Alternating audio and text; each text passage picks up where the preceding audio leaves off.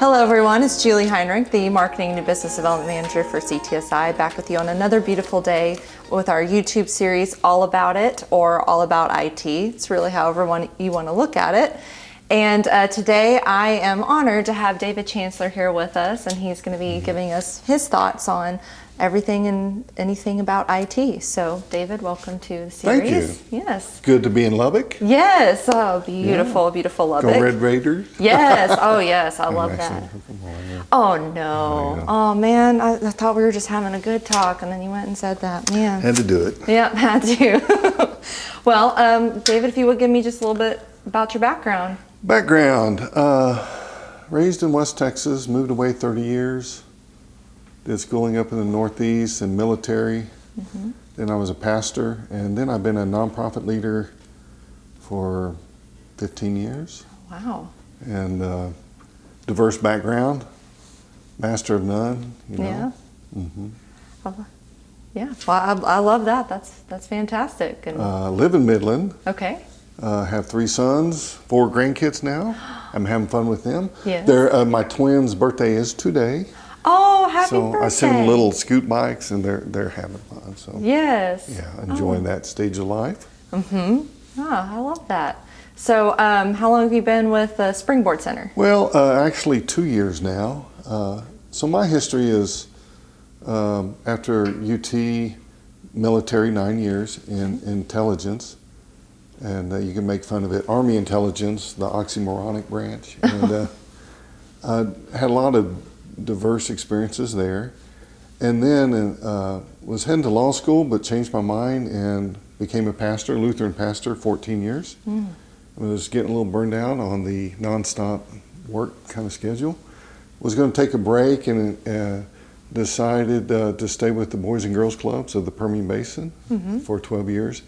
And then during COVID, the hospital called me in Odessa Medical Center and said, would you run our HR department? And did that for a while and said, I don't want to do that for the rest of my life. And so Springboard Center is the Permian Basin's addiction treatment center. Been 25 years, it's a nonprofit. And we have 50 employees in Midland. It's a beautiful facility. A lot of generous donors have made that happen. And so in coming in and assessing what we needed, one of it was IT. And if we're striving for excellence, we need great software, we need great hardware, and the importance of that. When I was at Medical Center, interesting story, we used UKG. We had 2,400 employees. UKG is HR payroll platform. Oh, okay. Tesla uses it. It was ransomwared right before Christmas. Oh, wow. We had no payroll platform, and that was a nightmare. Oh, I bet. And the rumor is they had to pay $60 million to unlock it. And really caused a lot of dissension. And you try to reconcile payroll to get it right, it took months to go back with that many employees. And, anyone can be hacked. And if enough resources are put against you, anyone, including the federal government and all that, can be hacked. And so coming to Springboard, we had 12-year-old servers. We had a little bitty company running used to be a copier company, and now they're doing IT. And they had some good people, but they would get hired away. And we deal with HIPAA and very confidential. Addiction treatment is, a mental health hospital. It's even higher than a hospital, the security. And so the fear of losing data, having to shut down. So I looked around for companies how that could help me. And I wanted a big enough one where if someone leaves the company, everything keeps running. Right. I didn't want too big. At the hospital, we used Cisco, and that was, Chicago, you're calling. I wanted someone to be able to come on premises. And so we chose CTSI. And we've changed servers, and we're getting there, and y'all are helping us plan our capital improvement budgets. so we can actually go out and get grants for it. And so we're getting there. It's been about a year, and it's been a good transition. Have some good people. I bug a lot. Call Good. Andrew, get over here. Fix this.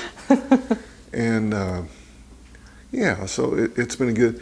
And it's not only your IT, the software. We've changed software platforms to a more robust system. And I looked at the price and kind of choking on it, but it's really 5% of our budget we use for all IT software. Right. And you look at that, and you look at the necessity of being squared away technologically, that's really a drop in the bucket when you look at other. We spend almost as much on landscaping, you know what I mean? Right. And which is more important. So been happy to transition to CTSI. Well, thank you for that. And I know it's been a wonderful partnership for us as well. I want to thank you for everything that you do for the Permian Basin community too. I know that that's a really important facility that you have, and I think it's a huge need. I've been involved in the treatment world, Palmer Drug Abuse Program. I was on the national board, so I'm not in recovery myself, but I'm trying to give back to the community that way. We've all had friends and family members addicted, right, in different ways. So yeah, that's very true, and it affects so many people, and so I'm glad that they have a place like that they can go to and get help. When I was driving here, a couple-hour drive, looking at technology, I was saying, I'm 60, and I started off with manual typewriters, but my grandfather started off with horse-drawn carriages, 1890s. Oh, wow. And you're like, he lived to see a man on the moon and the technological changes. And so today we think we're like almost at the zenith of technology. AI's here. And I think you're going to be looking back 30, 40 years going, man, that was primitive almost back in. Technology is constantly changing. I've seen it go from analog, I was, in signals intelligence, and the first internet, worked on the first GPS platform, to go from, we had Korean War radios when I went in the military, and then we ended up with digital burst. We were still doing Diddy-Bop, HF, Morse code, and then we have satellites and digital burst, and then the cell phone. When I had a pager, I thought that was cool. Right. And now, pagers. The first night I had a pager, I put it on the dresser, and I thought someone was breaking into my house or something. It was pretty funny. And then the cell phone, and and with technology is a blessing and a curse. We all know the importance of social media, even in our marketing, and then now I'm looking at how we can integrate AI into treatment programs, or there's some interesting coming up on that, interesting things. And in that, you need a technology partner to walk with you. Maybe someday I'll be yelling at you, we need a quantum computer or something, a quantum server, or whatever they call it. Yeah, whatever that. So it's really remarkable, the move of technology, and you can buck it. I'm 60, I'm getting a little curmudgeonly, grumpy, but don't fight it, just learn to work with it. And it's, you look at our EMR, electronic medical record system, and it's very important to have a great one. And to do that, you need great technology. And so that's why we invested, our servers. It was very expensive for us. And you look at the necessity of even HR, a functioning system for your people, payroll systems, everything, it all works together. We have 80 people on campus. We have people living on campus. Your Wi-Fi mesh system, that's very important. Even all the electronic fobs and I just think it's integrated everything into our operations. And even, some of the technology in addiction treatment, it's not just medical, it's also stimulant, they're looking at the brain, all that. Yeah. So, yeah. What are the questions? I've kind of rambled for a while. No, this is fantastic. I've loved it. And it's funny, you talked about a pager. We called it, my dad had one, and we called it the beeper. Because it would beep. And we didn't know it was called a pager, so we called it the beeper. But it's kind of crazy how things have changed. And, as you were saying, technology, it evolves so quickly. And it's one of those things, I mean, I've noticed just even, being at CTSI, it's kind of one of those, like, ever evolving. Yes. Just when you think you kind of got it figured out. Just when you think they change it. I took basic programming, way back in high school. My first job was microfiche.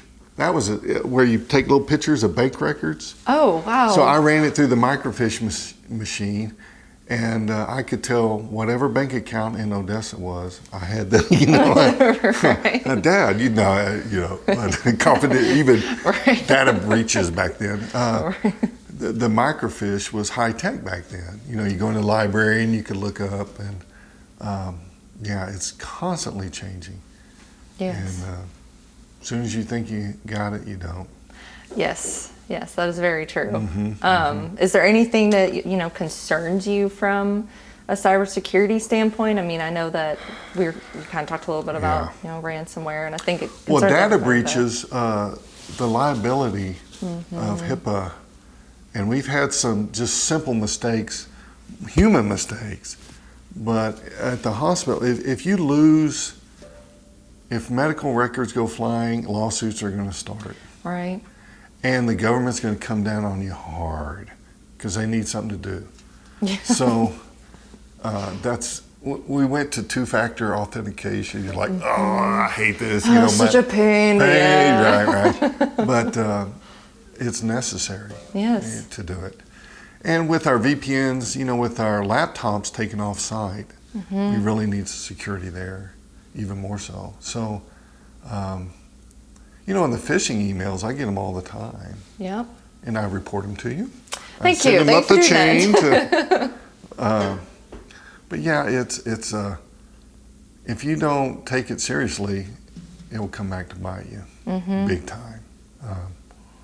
So invest in your IT. Yes. One way or another, either you're going to pay the lawyers or something, or pay CTSI. Right. Thank you. Well, and we kind of think, we look at that too, as far as it's one of those things, it's kind of like an insurance policy almost. Nobody really wants to pay insurance, but it's sure nice to have whenever something happens. When they're looking at gross negligence too, we did have two-factor authentication. We were, and that's one thing that's looked at, Yeah. Were you trying?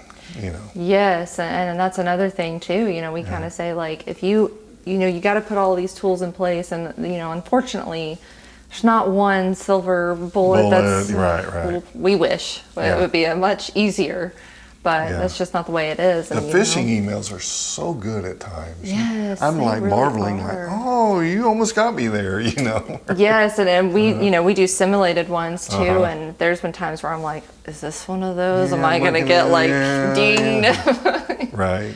So training your employees and all that. Yeah, yes, you have to. You really have to. Because like we said, it changes so often, and something that was a threat maybe, or that wasn't a threat, will be a threat 2 weeks from now. They find the vulnerability. Yeah. Even now your phone's entering into, half our employees have company phones too, and that's another entry point into your system. Yep. So. Yes, that's very true. Well, is there anything, I guess, we kind of talked a little bit about like the servers and everything like that, but did you see anything like change from once you started engaging with CTSI and as far as it's really looking at the big picture. I have friends who are great at IT, but they're kind of individuals, small companies, and I really wanted to go with them, but I couldn't, because if something happens to them, you're down. I mean, you're in big trouble. So that's why I really wanted to look at a bigger company. And you know, in Midland, Odessa, we have the experts of oil, but we don't necessarily have all the experts we need in IT. And a lot of the companies scoop them up, but I go back to, if you have an individual department, first of all, CTSI has resources national now, and occasionally you need to rely on those, where I know your people can call others and get advice and expertise. You know. Yeah, that's very true. Yeah. And but lose your local touch and you're out of here. I'm not. Yeah, hey, no. Keep We are here. We are local, and right, we are. No, absolutely. That's one of the things. Like, we absolutely love our communities, and so it's. I was very excited to have you come in and talk to you, and get a little bit of that Permian Basin community. Permian Basin coming in. Yes. Yeah. Yes. It's a great community, and I enjoy it every time I go up there. And yeah. Oh, Midland's hopping. Oh yeah, it is. Midland, Odessa. It's pushing down 400,000 or 500,000 people out there. Whoa. It's growing too fast. So yes. we just hope it continues on. I know. I feel like every time I go out there, there's something new or something. The road from Midland to Lubbock, the Midland development coming this way, just new homes, neighborhoods, constant. So, oh yeah. yeah. That's great though. Growth is good. Growth is good. The alternative, that's what I tell, when we look at, our business, we have donors and we have people with insurance and indigent care, but if the economy goes down, our clients will lose their insurance. If the market crashes, our donors will pull back, so we're all rooting for growth and good things. Yes. Right. We are. The alternative is not positive. Yeah, exactly. Right. Exactly. When I'm too busy or someone's too busy, I'm like, it's better than being too slow. Oh, I have the conversation with myself daily. So I'm like, yes, I'm very busy, but this is so much better. So much better than not having a job. Yes, being bored or something. So you know what? I will take it. Day goes faster. Yes, exactly. And it means that there's growth and we're growing, and so it's great. I have to tell myself that sometimes, but. But do you have anything else you wanted to add, or you have any questions for me? I feel like Let me think. No, I feel like I covered it. Is there anything else I should talk about? If there's anything else you want to talk about, you are more than welcome to. No. I mean, I think you did fantastic, and I learned a lot about you and about the Springboard and just IT in general. And it's great to hear from your perspective too, because I'm in technology, and so I live it every day, and so it's good to hear from somebody that maybe isn't in technology per se, but uses it every day as well, and it's a part of your life as well. So right. When we look at we had the server issue, then we had the desktop issues, then we have the Wi-Fi net, throughout our organization. We had offices off-site, and it can get complicated at times. And I really one of the things I appreciate about Zach coming in and talking about rotating our equipment, what kind of budget we need for next year, and to help me plan to avoid obsolescence in a lot of my equipment, to be ahead of the game. We were way behind, so catching up. Yep. Yeah. No. Well, we appreciate the partnership very much and appreciate you. And I told Zach I was doing this. He better take care of me better. Right? If I'm driving in. Give him a hard time, please. He needs it. Right.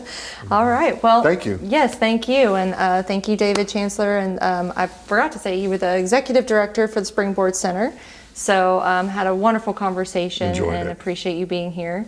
So thank you all again for joining us. As always, feel free to subscribe and give us any kind of comments and feedback on what you would like to hear, what you would like to learn about. I'm Julie Heinrich, and I'm all about it. See you next time.